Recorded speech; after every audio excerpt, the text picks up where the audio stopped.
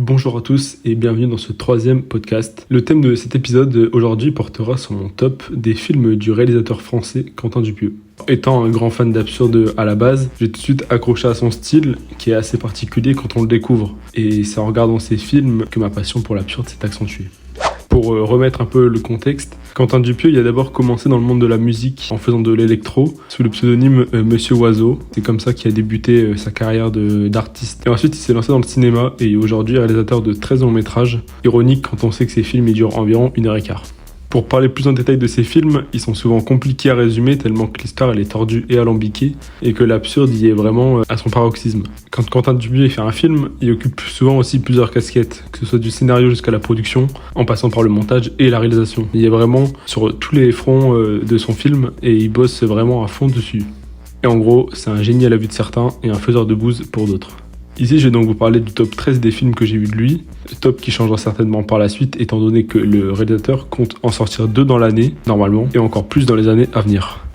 Alors pour pas que le podcast il dure 1h30, je vais d'abord parler des films que j'ai préférés, en finissant par les films que j'ai moins aimés, sachant que j'ai plus à dire sur ceux que j'ai bien aimés que ceux que j'ai moins aimés. Pour la première place du top, j'ai mis Réalité, qui est sorti en 2014, c'est le premier film de Quentin Dupieux que j'ai vu, c'est peut-être pour ça aussi qu'il occupe une place aussi haute dans le top. Au début, je craignais un peu le cinéma de Dupieux parce que j'en entendais parler comme du cinéma qui divisait beaucoup. Et en fait, finalement, je suis carrément rentré dedans dès ce premier film. Je suis content d'avoir adoré le film dans son univers intégral. Le film, pour ceux qui l'ont vu, c'est un film qui retourne clairement la tête de par le montage et l'histoire. Et les personnages, enfin tout est fou dans ce film. J'ai fini le film, j'étais vraiment ailleurs. Ça m'a vraiment retourné l'esprit. Je vais pas en dire plus ici parce que c'est vraiment une histoire unique qu'il faut découvrir en voyant le film. Et c'est sûrement le meilleur film de Dupieux pour rentrer dans son univers, même si il retourne vraiment la tête. C'est vraiment le film de lui que j'ai préféré. On a un sacré casting, il y a notamment Alain Chabat dedans qui occupe le rôle principal. Alain Chabat est juste fou en fait. C'est un très bon acteur qui a un très bon rôle dans le film et qui vraiment le joue à la perfection. Alain Chabat, je t'adore. Pour Réalité, j'ai donc mis la note de 4 sur 5 qui est pour moi très méritée parce que franchement c'est un de ses meilleurs et donc mon préféré. Pour le deuxième film de ce top, j'ai mis Yannick, qui a fait un gros succès en 2023 quand il est sorti en salle, et qui est à l'heure actuelle un des plus grands succès de Quentin Dupieux en termes d'entrée. Le film y est porté essentiellement par Raphaël Quenard, un acteur que j'aime vraiment beaucoup. Yannick, c'est un film qui dure environ 1 heure, c'est assez court, c'est un des meilleurs de Quentin Dupieux pour commencer aussi dans son univers. C'est pour moi une des perfs de Raphaël Quenard que j'ai le plus aimé. Il y a vraiment un personnage particulier dans le film, et faut vraiment voir le film. Comme je l'ai dit plus tôt, ça dure 1 heure, ça prend pas non plus beaucoup de temps, et franchement on passe un bon moment devant. C'est peut-être un des films les plus simples de Quentin Dupieux dans le sens où c'est absurde mais pas trop encore. Enfin voilà, c'est vraiment un des meilleurs pour commencer. J'ai aussi mis 4 sur 5 pour Yannick, note encore une fois méritée dans le sens où on passe un bon moment, les acteurs ils sont top, l'histoire elle est bien. Franchement, c'est un film de Quentin Dupieux à voir absolument. Pour la troisième place de ce classement, j'ai mis Au Poste. Au Poste qui est sorti en 2018, donc c'est un petit moment déjà maintenant, et c'est un des Dupieux que j'ai préféré. Le casting il est aléatoire, faut se le dire. Il y a Benoît Poelvoorde, il y a le Palmacho. Les personnages ils sont vraiment tous barrés les uns que les autres. Les dialogues ils sont bien écrits. L'histoire elle a un sens sans en avoir. Enfin en fait c'est un peu compliqué à expliquer. Encore une fois c'est de l'absurde qui est absurde quoi. Le film vraiment j'ai passé un trop bon moment devant. J'ai bien rigolé. C'est vraiment barré à fond. Et il y a un petit plot twist pour ceux qui veulent savoir. J'ai attribué la note de 3,5 sur 5 au film. Note encore une fois méritée parce qu'il mérite pas non plus ni moins. Mais franchement c'est un des meilleurs aussi pour commencer je pense parce qu'il est barré sans trop être compliqué à comprendre. Donc pour ceux qui veulent vraiment commencer Dupieux, Réalité, Yannick et Au Poste, je pense que c'est vraiment les meilleurs pour débuter dans son univers.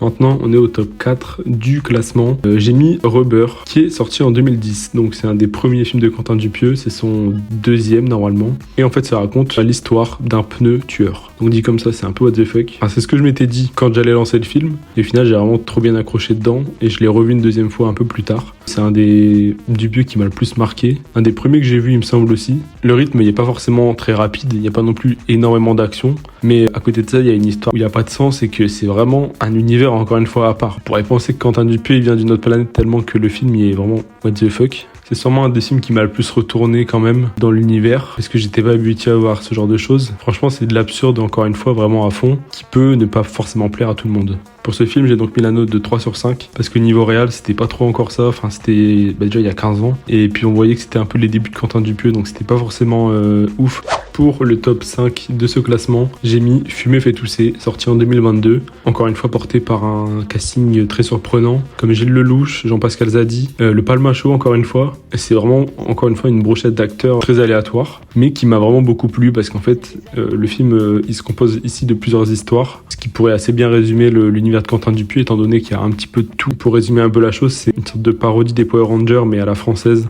Et c'est vraiment encore une fois déjanté et what the fuck. Mais c'est vraiment un film à voir qui m'a vraiment beaucoup plu, que j'ai acheté en DVD par la suite, et qui est certainement aussi l'un des meilleurs de Quentin Dupieux, même objectivement.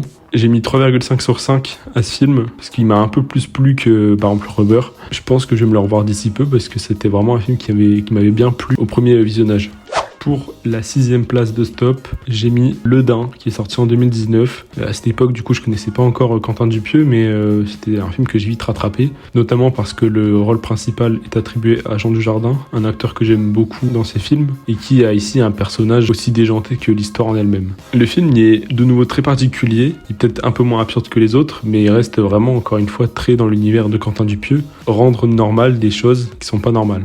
Le Dain, c'est certainement l'un des films, voire le film le plus violent, entre guillemets, de Quentin Dupieux, étant donné que là, le personnage principal va tuer des gens. Je ne vous dirai pas pourquoi, parce que sinon c'est pas drôle. Mais c'est vraiment un film, encore une fois, bourré de non-sens et vraiment absurde. Il faut voir, parce que Jean Dujardin, il est excellent vraiment dans ce film. Et ça fait que le film, je suis pas prêt de l'oublier avant un moment, ça fait quelques mois que je l'ai vu maintenant. Mais c'est aussi un film que j'aurai plaisir à revoir prochainement.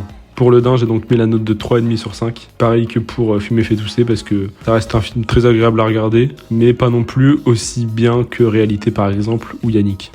Pour la 7e place de ce top, j'ai mis Mandibule, qui est sorti en 2020 au cinéma aussi, il me semble. C'est vraiment un des films de Dupieux les plus connus, je pense, notamment parce que dedans, il y a le Palmachot, encore une fois. Il y a Adèle Exarchopoulos aussi, il y a encore vraiment beaucoup d'acteurs français qui reviennent.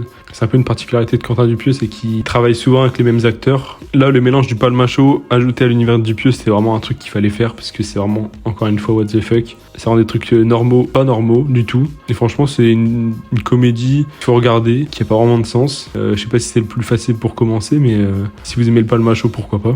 Spoiler alerte, le personnage de Adèle Exarchopoulos il est un peu chiant dans le film. Au bout d'un moment, on sature un petit peu, mais à part ça, j'ai mis 3,5 sur 5 encore une fois, qui reste un film bon de Quentin Dupieux sans non plus être extraordinaire. Pour la 8e place du classement, j'ai mis le 2e acte que j'avais eu la chance de voir au cinéma.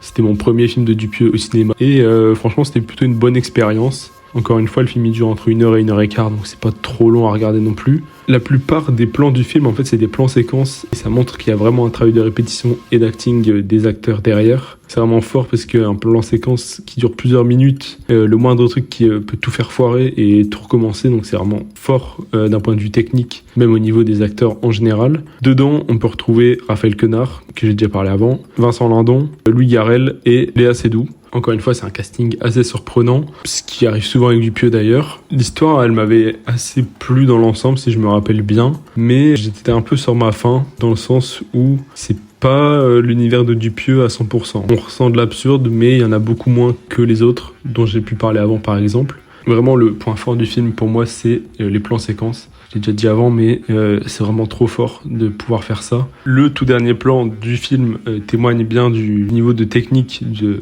la réalisation, étant donné que c'est un plan sur les rails où la caméra est posée pour les plans séquences. Et en fait, le plan, il dure vraiment très longtemps et on se rend compte des kilomètres de rails qui ont été posés pour faire un seul plan, entre guillemets, vu qu'il dure plusieurs minutes. Mais encore une fois, je trouve ça fou déjà d'avoir eu l'idée, d'avoir mis en place, parce que c'est pas dans n'importe quel endroit qu'on peut faire ça. Et encore une fois, la perf des acteurs qui ont dû garder leur texte et que rien ne foire pendant du coup c'est plusieurs minutes. Même si c'est 5 minutes, ça peut paraître rien dans un film. Et quand c'est 5 minutes du même plan, c'est assez fort quand même. Le petit défaut quand même des plans séquences, c'est que ça passe ou ça casse. Ça veut dire qu'il y a des gens qui vont vite se lasser parce qu'il n'y a pas de changement de plan. Et ça peut paraître ennuyant, ce que je peux comprendre pour certains. J'ai donc mis 3 sur 5 aussi pour celui-là. C'était pas mon préféré, même si c'est un des plus récents. Il mérite bien sa 8e place. Pour la 9e place de ce top, je vais vous parler de Dali. J'ai vraiment pas exagéré sur le nom parce qu'il y a vraiment 6 A dans le titre. Pourquoi il y a 6 A dans le titre? C'est qu'en fait chaque A correspond à chaque Dali qui est joué dedans. Oui, parce qu'en fait le film parle du peintre Salvador Dali qui est joué donc par 6 acteurs, notamment Jonathan Cohen, Gilles Lelouch, Pio Marmaille, Édouard Baird et j'en ai oublié un je crois, ou deux. Bref, il est joué par plusieurs acteurs et en fait l'histoire elle va dans tous les sens encore une fois. Notamment parce que donc il y a plusieurs Dali qui jouent à plusieurs époques différentes et en fait qui passent par des sortes de couloirs pour aller d'année en année. Enfin bref, c'est vraiment un bourbier sans nom. Mais c'est ça que j'ai aimé, c'est qu'en fait ça joue sur tous les plans, mais c'est encore une fois trop fort parce que ça se connecte de A à Z comme pour réalité que j'ai parlé précédemment. Le montage, ça a dû être aussi quelque chose parce que pour se retrouver dans toutes les époques et les personnages, c'est vraiment un bourbier sans nom, je le répète encore une fois. Et la musique aussi, elle joue beaucoup, c'est qu'en fait c'est une musique qui est en boucle, enfin en boucle oui et non, mais qui accentue l'effet de boucle entre les personnages et les époques. Et en fait il y a des histoires de rêves dans des rêves, enfin bref, c'est vraiment un univers encore une fois très à part et qui est peut-être un des films les plus absurdes de Quentin Dupieux. Le film il a encore une fois divisé forcément parce que il est sorti récemment. Les gens le découvrent de plus en plus et encore une fois ça passe ou ça casse parce que c'est quelque chose vraiment de très particulier. J'ai ressenti beaucoup d'impressions pendant le film. Il m'a laissé sans dessus-dessous encore une fois comme pour réalité. Je lui ai mis donc la note de 3,5 sur 5, à peu près comme tous les autres. Ce que j'ai peut-être trouvé de plus fort, c'est que Jonathan Cohen est sorti de ses rôles de d'habitude. On est habitué à le voir dans des rôles de comique, de mec un peu gogol et tout ça. Et finalement, dans ce film-là, il change carrément de personnage et il remplit très bien les critères. Pour la 10e place de ce top, je vais vous parler d'un film un peu particulier, sur tous les points d'ailleurs. Déjà, premièrement, le titre c'est Steak. C'est tout, c'est Steak. Steak, c'est sorti en 2007, c'est le premier film de Quentin Dupieux, porté par mon duo préféré de comiques, Eric et Ramzy. C'était aussi à leur début, à leur prime, quand ils commençaient vraiment à se faire connaître beaucoup. Donc Quentin Dupieux et le duo ont collaboré, ont travaillé ensemble pour ce film-là. Alors c'est pas le meilleur, c'est pas le pire. J'étais un peu sceptique en le regardant parce qu'on sent que c'est la construction de l'univers de Quentin Dupieux, avec l'absurde qui se construit aussi au fur et à mesure. Il y en a pas tellement, mais en fait il est en train de se construire. Enfin, c'est drôle, mais pas trop non plus. En fait c'est vraiment un film moyen, on va dire. Eric et Ramzy, je les adore toujours autant. Je savais même pas qu'ils avaient joué dans un film comme ça, mais franchement ça m'a fait grave plaisir de les revoir dans un film qui date un petit peu maintenant. Enfin, le dernier point, c'est qu'en fait, le film, je l'ai regardé sur un vieux site de streaming pourri. Parce que le film, il est vraiment très dur à trouver. Donc déjà, il y avait une mauvaise qualité et le film était sous-titré en espagnol. Me demandez pas pourquoi, je ne sais pas. J'ai donc mis 3 sur 5 à ce film-là. Ça reste dans les autres, en fait, à peu près. Enfin, ça reste à peu près au même stade que les autres. Tout à l'heure, j'avais dit que Quentin Dupieux sortirait des nouveaux films dans l'année. Et il y en a un des deux qui a été annoncé avec Eric et Ramzy. Donc j'ai vraiment hâte de voir comment sera ce film-là, étant donné que c'est le retour entre le duo et le réalisateur. J'ai vraiment hâte. C'est sûrement l'une de mes plus grosses attentes, on va dire, en termes de cinéma français. À la 11e place, on va retrouver Incroyable mais vrai, qui est sorti en 2022. Encore une fois, je connaissais pas Quentin Dupieux à cette époque, donc j'ai pas pu le voir en salle, mais je l'ai découvert donc plus tard. C'est un film, encore une fois, porté par un casting qu'on connaît assez bien dans l'univers de Dupieux, notamment avec Alain Chabat, qu'on a déjà retrouvé précédemment. Il y a aussi Benoît Magimel, Anaïs de Moustier et Léa Drucker, qui forment en fait deux couples. J'ai bien aimé le film, mais pas autant que les autres. Ça veut dire que on sent qu'il est moins absurde que les autres films. Il y a de l'idée, mais c'est pas forcément abouti, et c'est un peu accéléré vers la fin. Enfin voilà, j'ai trouvé ça dommage de passer rapidement dessus. L'histoire, elle est quand même assez bien dans l'ensemble. Il y a un peu d'idées, mais je sais pas, il manque quelque chose de concret en fait au film. Alain Chabat, vraiment, j'aime toujours autant ses rôles dans les films de Dupieux. Il est trop fort, juste ce mec est trop fort. J'ai mis 3 sur 5, encore une fois, à peu près comme tous les autres. Mais en fait, voilà, c'est un film assez moyen, qui fait passer un bon moment, mais qui est pas non plus incroyable. Petit jeu de mots par rapport au titre. Maintenant, on va attaquer les deux derniers films de ce top, la 12e et la 13e place. Alors, c'est des titres en anglais, donc l'accent, il va être terrible. Le 12e, c'est Wrong. Et 13, c'est Wrong Cops. C'est deux films qui se rejoignent dans leur univers, déjà notamment par le titre. Et en fait, c'est deux films sortis dans les débuts de Dupieux, en 2012 et en 2013. Ils se trouvent à la fin de mon classement, parce que même si j'ai aimé l'absurde, c'est pas ce que j'ai préféré dans tous ces films. On sent que c'était encore ses premières idées, tout ça. Quand j'ai vu la suite, en fait, quand j'ai vu les autres, je me suis dit que c'était vraiment pas mes préfs, et que même s'il y avait de l'absurde, c'était pas l'absurde vraiment que j'aimais beaucoup, quoi. Et donc, je vais pas rester non plus longtemps sur ces deux films. Le top est maintenant terminé. Ça peut être un peu frustrant d'entendre quelqu'un parler de films dont il n'a pas raconté l'histoire, même si je l'ai évoqué à quelques moments. Je vous conseille donc, si vous voulez commencer Dupieux par Réalité, Yannick ou Au Poste, Ce sont des films assez accessibles et qu'on peut d'ailleurs trouver plutôt facilement sur Internet. Et comme on a pu le voir ici, Quentin Dupieux, c'est un réalisateur prolifique qui enchaîne des histoires très folles à chaque fois et à chaque fois pleines de non-sens, toujours portées par des castings excellents et aléatoires, comme je vous l'ai dit. Malgré ça, ça reste un réalisateur qui divise et qui n'a pas terminé de faire parler de lui, étant donné que chaque film qui sort de lui fait forcément parler sur les réseaux, que ce soit Twitter, Insta, tout ça.